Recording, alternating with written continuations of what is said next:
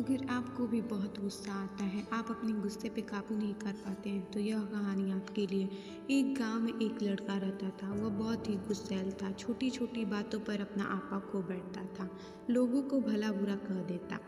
इसकी इस आदत से परेशान होकर उसके पिता ने उसे कीले से भरा एक बैग दिया और कहा कि अब जब भी तुम्हें गुस्सा आए तो तुम इस थैले में से एक कील निकालना और बड़े में ठोक देना।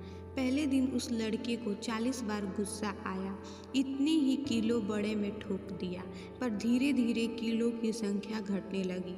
उससे लगने लगा कि कीलों को ठोकने में इतनी मेहनत करने से अच्छा है कि अपने क्रोध पर काबू किया जाए। और अगले कुछ हफ्ते में उसने अपने गुस्से पर बहुत हद तक काबू पा लिया था।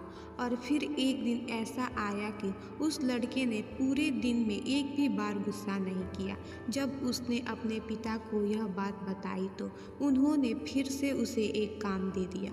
उन्होंने कहा कि अब हर दिन तुम जितने कील बड़े में ठोके हो उतने को एक एक करके निकाल देना। लड़के ने ऐसा ही किया और बहुत समय बाद वो भी आ गया जब लड़के ने बड़े में लगी सारी कील को निकाल दिया और अपने पिता को खुशी से यह बात बताया।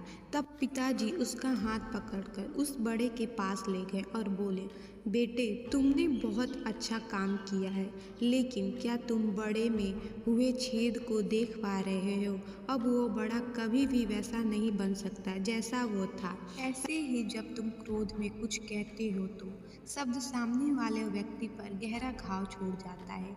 इसीलिए अगली बार गुस्सा करने से पहले सोचिए कि क्या आप भी उस बड़ों में और कील ठोकना चाहते हैं। नमो बुद्धाय।